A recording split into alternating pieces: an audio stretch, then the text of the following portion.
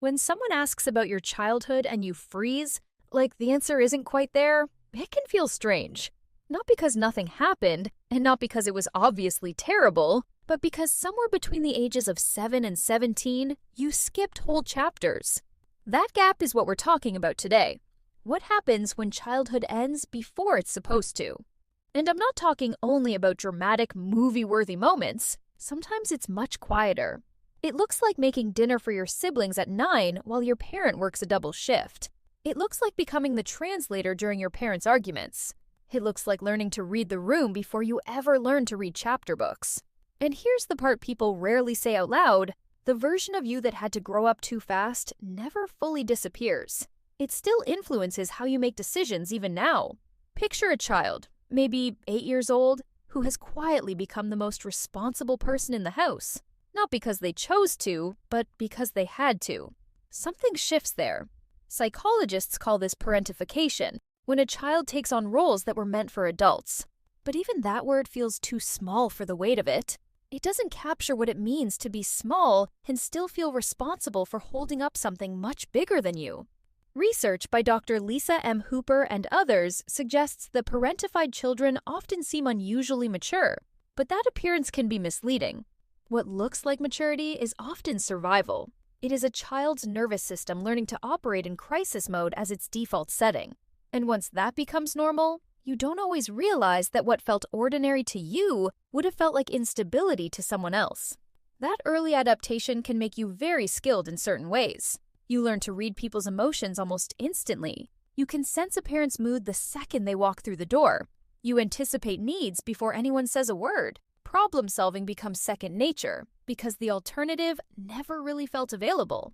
Those traits can look like strengths, and in many ways they are. But as we move forward, it's important to see the other side too, because the very abilities that helped you survive as a child often become the hidden burdens you carry into adulthood.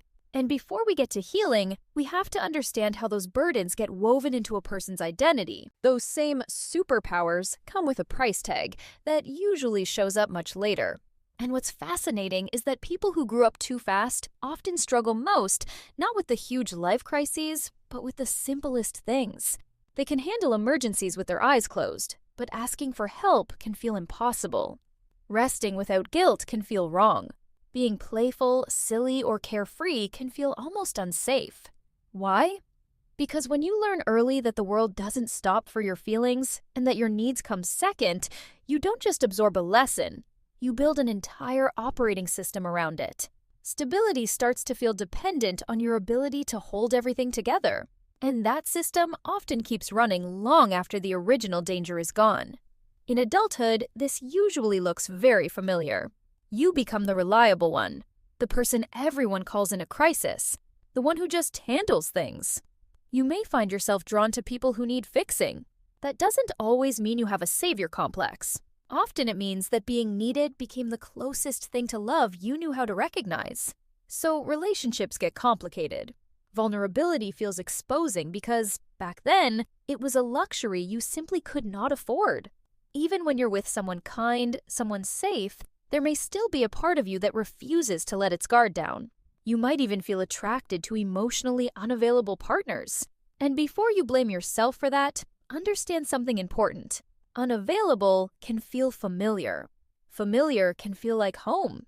If home was a place where you gave endlessly and received very little, then consistent love may not feel comforting at first. It may feel suspicious. It may feel like waiting for the other shoe to drop.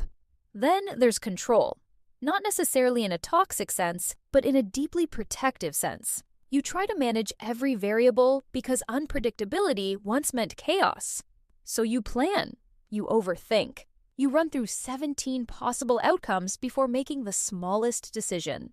People may call you anxious, perfectionistic, or type A, but often what they're really seeing is a child who learned that letting go had consequences.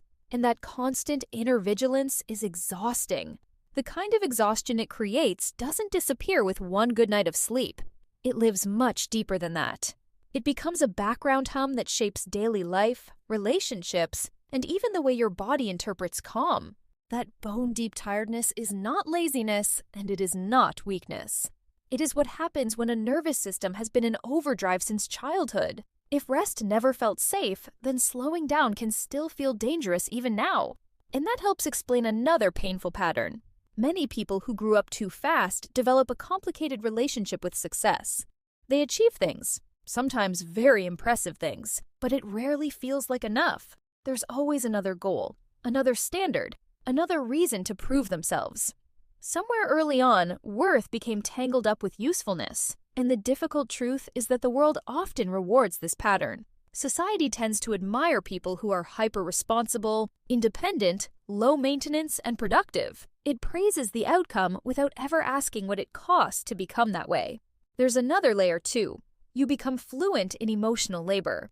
You can walk into a tense room and immediately sense what everyone is feeling. You know how to diffuse conflict before it erupts. You know how to make other people comfortable while you're quietly drowning inside. And after doing this for long enough, it becomes automatic. You may not even realize how much energy you spend managing the atmosphere around you because it feels as natural as breathing. But unlike breathing, this kind of constant emotional monitoring slowly empties you out, so you can be surrounded by friends, family, or coworkers and still feel completely alone. Not lonely in the obvious sense, but alone in the deeper sense that nobody fully sees how hard you are working to keep everything smooth, calm, and stable. And asking people to notice can feel almost unbearable, like admitting failure at the very role you built your identity around. So, what do you do with all of this? How do you heal from something you're not even sure counts as trauma? Because it wasn't one catastrophic event. It was 1,000 small moments of being too much and not enough at the same time. The first step is grief. Real grief. You have to grieve the childhood you didn't get to have. The version of you who could have been messy, needy, irresponsible, and still worthy of love. And once you allow that truth in, the next question becomes, what would healing actually look like from here? That recognition matters, because naming the wound clearly is often the first real act of repair. It turns confusion into language, and language into direction. Healing begins when you stop minimizing what happened just because it was quiet, ordinary, or stretched out over years. You do not need one dramatic event for your pain to be real. 1,000 smaller moments can shape a life just as powerfully. So yes, grief belongs here. You are grieving the childhood you didn't get to live, and the version of you who should have been allowed to need more, ask for more, and still feel safe. That child deserved better. Saying that does not make you bitter, disloyal, or ungrateful. It makes you honest. And honesty matters because healing cannot begin around a story you keep shrinking. The next part is even harder. Learning that being needed is not the same as being valued. Your worth is not measured by how much you carry, how efficiently you solve problems, or how well you manage other people's emotions. You are not valuable only when you are useful. You are allowed to exist without performing. You are allowed to rest without earning it first. You are allowed not to have all the answers. You are allowed to be the one who falls apart sometimes. And maybe, most importantly, you are allowed to be a beginner at being taken care of. Even if you're 30, 40, or 50, that still applies. Age does not magically teach a person how to receive support if they never truly learned it in the first place. So be patient with yourself. Let this become a new skill instead of another thing you criticize yourself for doing imperfectly. The child who grew up too fast did something incredible. They kept things together with the tools they had. They were resourceful, strong, and brave, far beyond what should have been required of them. But they do not have to run the show forever. They can rest now. It can be safe to let someone else hold some of the weight. It can be safe to soften. It can even be safe to feel young at heart again, even if you're arriving there later than most. You've been holding on tightly for a very long time.